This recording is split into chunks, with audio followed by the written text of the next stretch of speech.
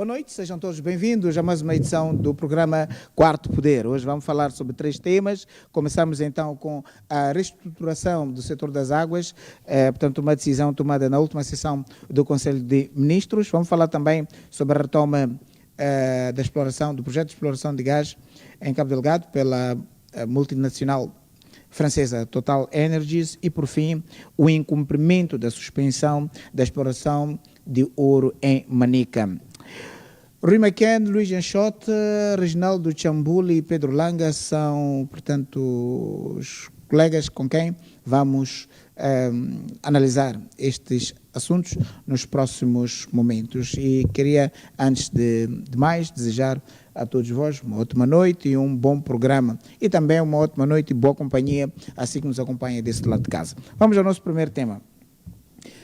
O Presidente da República decidiu mexer com o setor do abastecimento de água em Moçambique. Daniel Chapo parece que meteu o setor numa peneira, peneirou, viu quais são os grãos que ainda servem para confeccionar a refeição e expurgou aqueles grãos que já não funcionam. Só que no meio de tudo isto descobriu que, afinal de contas, há um bolo aqui que, neste processo de peneirar, acaba beneficiando, de certa forma, o Estado. Tanto, segundo o porta-voz do Governo, com esta reestruturação do setor das águas, vai ser possível ao Estado poupar cerca de 600 milhões de meticais, um dinheiro bastante significativo para pagar algum tipo de despesa, despesa do Estado. Rui, como é que olha para esta decisão do Presidente? Muito bem. Boa noite, caros colegas.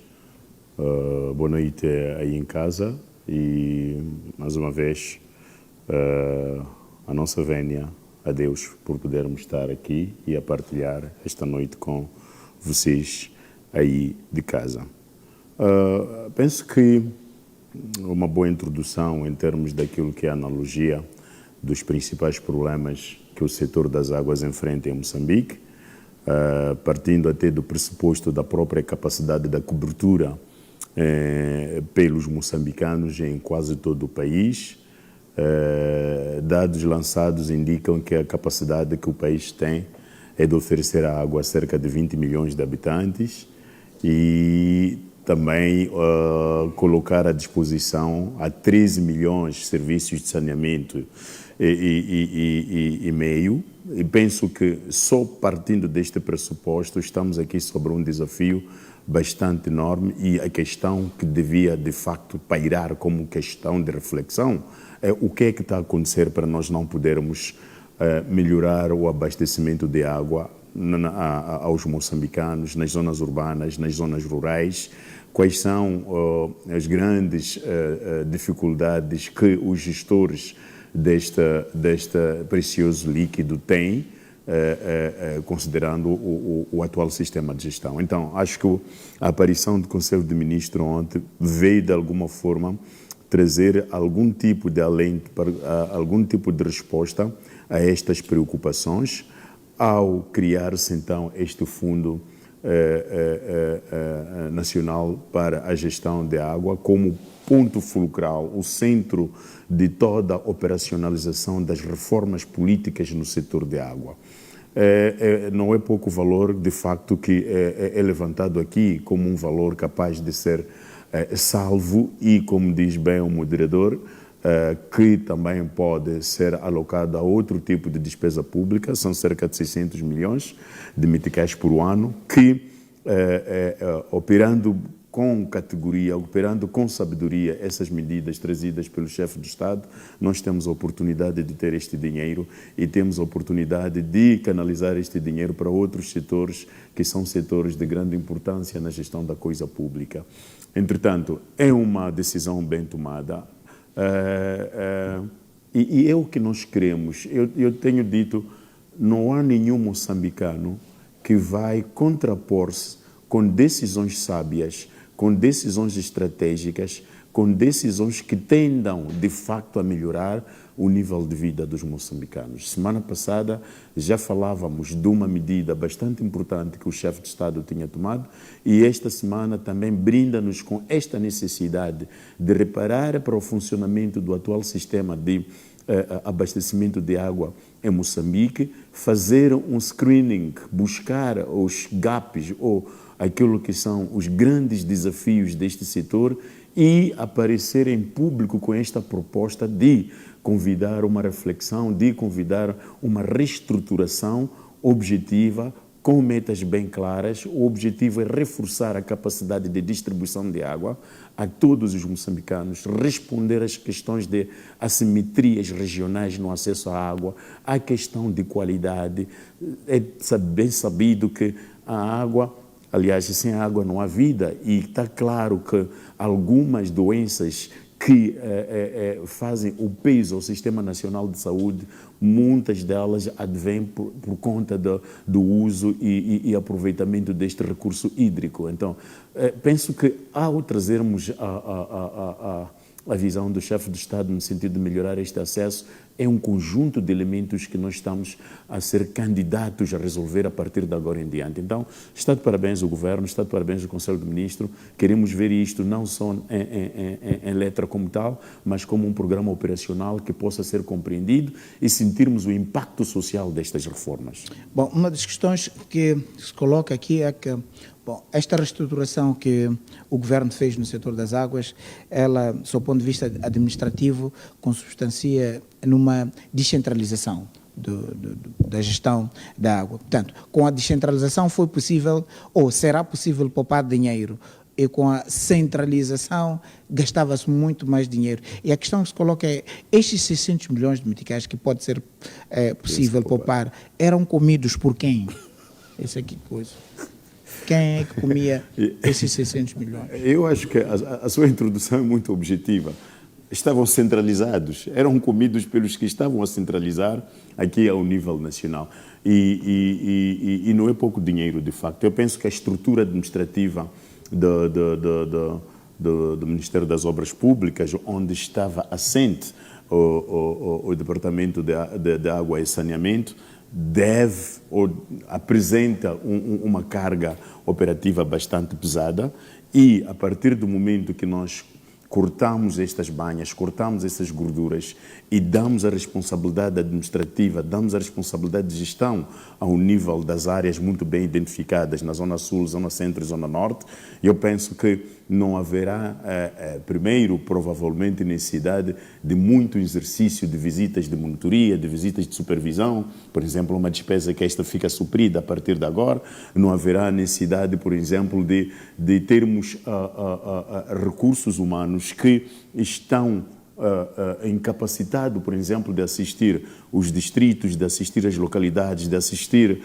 as províncias, entretanto estão sediadas aqui na capital e eles são um encargo naquilo que é a despesa do Ministério das Obras Públicas e particularmente neste setor, que era o setor de água e saneamento. Então, eu penso que desde a perspectiva de recursos humanos, desde a perspectiva de gestão diária, equipamentos, isto de alguma forma podia estar a servir de peso na balança de pagamento do setor e a descentralização pode de alguma forma minimizar estes efeitos que até hoje eram sentidos ao nível da capital. Muito bem. Nhaxote, como é que olha para esta reforma do Governo no setor das águas?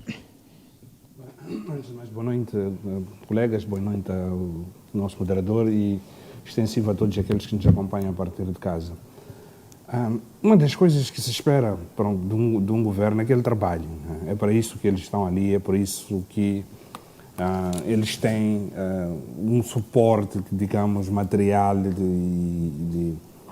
para que aquilo que seriam os problemas básicos mínimos não interfiram naquilo que seria a sua capacidade de execução para o qual eles foram confiados. Eles estão ali para servir e é para isso que se espera. É importante que quando eles começam a servir, apresentem resultados. Eu acho que é um resultado muito visível e a pergunta seria ao longo desses anos todos, o que é que acontece afinal com a gesta, com a coisa pública moçambicana? Como é que se gere as instituições em Moçambique? Elas são tratadas como cotadas privadas e são retalhadas por zonas, zona centro, zona sul, zona norte, criam-se novas elites, cria-se umas burguesias incultas, na maioria delas, como a gente tem visto. Então eu creio que deu-se um passo muito importante na 39ª sessão do Conselho de Ministros, na medida em que estas nhongas vão ter que desaparecer e vermos a transparência e o que é que vai se fazer, o que é que o Estado pode fazer com isso. É preciso que se façam coisas visíveis e não termos entidades como estas, que na maioria dos casos elas agem até como de forma predadora. Nós, se formos a verificar, por exemplo, a arbitrariedade, eu há dias pensava assim, dos vários problemas que a gente tem como país e depois com a ausência, por exemplo, da ação, do dono da ação, esse problema das instituições que nós temos em Moçambique, o que, por exemplo, um provedor da justiça podia fazer? Nós vemos coisas bizarras nesta coisa da água, por exemplo, que ao longo desses tempos, há pessoas, nós temos visto em vários programas mesmo aqui, a dizer que não sai água aqui, mas todos os meses há uma fatura que chega. Então faz parte fazia parte de um sistema de uma nhonga em que, mesmo nós lá na periferia onde nós vivemos, nós temos verificado, por exemplo, que as faturas do FIPAG às vezes são um teste, não é? Eles se te mandam 200, depois de 2, 3 meses, depois podem subir para 800, e se não reclamares, depois sobe mais. Então, há tentáculos que têm uma cadeia de alimentação muito grande em Moçambique. É preciso cortar essas teias todas. Exato. O Rui defende que, por exemplo, em relação à possível poupança que o governo vai conseguir realizar, esta poupança deriva, de certa forma, da centralidade da gestão das águas. A questão da assistência às províncias, das viagens dos técnicos e, de alguma forma, para suprir um certo tipo de incapacidade no processo de distribuição de água nas zonas sul, centro e norte. Concorda com esta visão? Sim. Eu penso que foi uma leitura muito bem assertiva. Eu sou daqueles devotos de que uma parte, por exemplo, daquilo que seriam os resultados tem que ser notório neste bolo, que vamos assim chamar, em que as novas realocações que vão fazer, nós temos que ser informados de que aqueles milhões agora fizeram isto. Nós não podemos continuar a ter crianças debaixo do cajueiro, debaixo da árvore, numa primeira chuva, e enquanto sabemos de que há uns 600 milhões.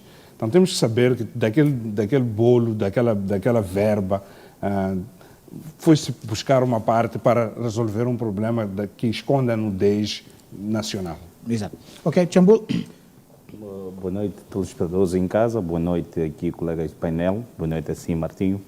Eu penso que a reestruturação é bem-vinda. Isso mostra que há sempre uma preocupação em melhorar aquilo que são os nossos serviços, e quando se fala de alguma poupança, isso enche-nos de algum alento, porque estamos a falar de um Estado que tem dificuldades financeiras gravosas, e é sempre bom ter algumas gorduras cortadas.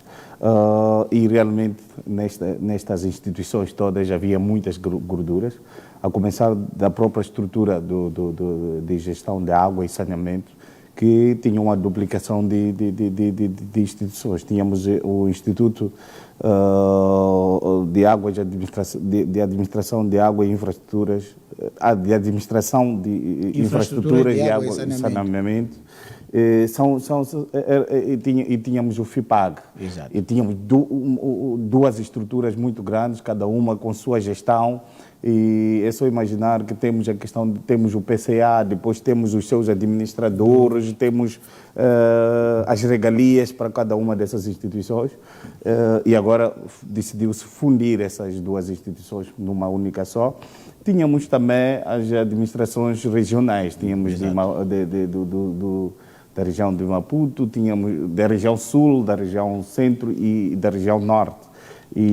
Tinha a região metropolitana, sim, depois tínhamos a região de sul, centro e norte. Então tínhamos 4 PCAs aqui, cada uma daquelas instituições era gerida por um PCA. E o PCA tinha seu próprio conselho e tudo mais. Eu não sei qual vai ser a estrutura que agora vai ser implementada nestas sociedades de nível provincial, mas espero que não sejam PCAs. O PCA neste país é uma figura que goza de uma série de regalias, até o próprio salário de um PCA de uma empresa pública é bastante chorudo. Espero que sejam chefes modestos, pessoas colocadas para resolver a situação da água e saneamento ao nível das províncias, porque antes tínhamos muitos chefes e poucos resultados. Quando falo de poucos resultados, é no sentido de, se fôssemos pegar o volume do valor que era gasto para remunerar estes chefes, podia, se calhar, até significar ou podia roer uma parte significativa do bolo todo do setor. Portanto, com estas... São os tais 600 milhões que sim, são essas gorduras que acabam sendo poupadas. E ao poupar-se essas gorduras que iam, parte delas, para os bolsos de alguns dirigentes deste setor, agora podem ser direcionados para a criação de melhores condições de água e saneamento ao nível de todo o país. Portanto, espero que esta mudança traga resultados e que não se repita a estrutura anterior, que era um pouco mais pesada e onerosa para aquilo que é o nosso Estado. Há ou não duplicação? Se olharmos para a instituição que o governo criou, que é a Águas de Moçambique, depois as sociedades comerciais de nível provincial, que vão operar de Maputo até Cabo Delgado, e a Águas de Moçambique, o Instituto Público, ela será representada por um administrador, aliás, por um delegado provincial. De certa forma, não há duplicação de estruturas de gestão de água? Não diria duplicação, não é? Porque cada uma tem sua função. Exato. Uma vai mobilizar, segundo aquilo que é o escopo do seu surgimento, mobilizar recursos, fundos, e a outra implementa a questão. Portanto, nesta ordem de ideia, podemos assumir que não há duplicação. O que acontece muitas vezes é haver aqui zonas de penumbra que fazem com que a atuação de um acabe se sobrepondo à atuação. Está a falar de possíveis conflitos de competências e atribuições. Ok. Muito bem. Langa, como é que olha para esta decisão de reestruturar o setor das águas do nosso país? Primeiro vou dizer boa noite aqui ao painel, boa noite a quem nos assiste em casa e uma boa noite também para toda a equipa de produção aqui. Primeiro, queria dizer que esta iniciativa de facto faz jus àquilo que é o discurso, porque houve um discurso de que o país precisa de reestruturar e quando nós vemos isto foi instalado um gabinete de questões estruturantes. Reformas estruturantes. Exato. Então, o que é que nós estamos aqui a ver? É que este é um Aliás, o chefe desse gabinete de reformas vem do Ministério das Obras Públicas e Habitação, portanto, conhece bem a casa. E está a fazer esta mesma remodelação no sentido de dizer, ok, percebo aquilo que podia ter sido feito, mas que por razões de competência de que ele estava a implementar e não para reestruturar, tinha um mandato próprio, agora tem um mandato de fazer essa reestruturação que, sendo aprovada, traz-nos este resultado que nós temos. E o que se vê aqui é que, na realidade, é fazer uma redução daquilo que é o peso, primeiro, de estrutura e depois um peso do ponto de vista funcional. E se repararmos bem, é que com este dinheiro que é poupado E se nós olharmos, por exemplo, aquilo que temos visto nos jornais, quando são adjudicados furos, estamos a dizer que com este dinheiro que era para funcionar, poupa-se aquilo que é preciso para dar água às pessoas. Então, se é para dar água às pessoas, vamos olhar como a máquina deve funcionar. Isto traz, do ponto de vista de estrutura, quando unificamos este funcionamento do setor de águas, é dizer assim, não vamos pensar só Maputo, não vamos pensar só Gaza, vamos pensar como um país todo. Porque, por exemplo, terminava agora uma excelente questão, quando temos um FIPAG, um fundo que vai buscar dinheiro, e temos Agora é o FIPAS. FIPAS. Portanto, e depois tem este que é o implementador, que é quem organiza o circuito de distribuição de água e tem que planificar como é que eu faço para que todos os moçambicanos tenham água, apresenta ao FIPAS quanto é que precisa e vai se canalizar. E uma das questões estratégicas que julgo que temos que ter aqui neste plano de gestão ou plano estratégico é pensar. Moçambique está no litoral, temos várias bacias, mas é um país que assiste a um grave problema de abastecimento de água. E nós temos que pensar a nível dessas duas instituições, como é que nós fazemos a componente da gestão climática que o nosso país assiste. Ou nós temos muita água ou nós não temos. Então é preciso agora perceber o que é que fazemos com a água que está em excesso para servir quando não for possível. E esta unificação, para dizermos assim, temos as águas de Moçambique. As águas de Moçambique têm que ser capazes de saber qual é a capacidade de água necessária para abastecer o país e saber quais são os depósitos para cada uma das províncias. É por isso que vamos encontrar também esta componente das sociedades que estão a nível provincial, que basicamente vai ser um grupo técnico que vai garantir o quê? Este saneamento, garantir que toda a população tem este acesso. Então, eu penso que sim, o que olhamos aqui é de facto a ideia de que sim, há necessidade de reestruturar, compreender-se que sim, existe gordura e de facto podemos nem ter que pedir financiamento, mas que se olharmos para as nossas costuras, irmos tirar aquilo que pode ser funcional, nós podemos de facto ir buscar isto. Então penso que a maior energia neste momento é estabelecer um plano estratégico tendo em conta a localização de cada um dos moçambicanos para dar esse acesso e garantirmos a disponibilidade em todo o ano. Ok. Vamos ao segundo tema.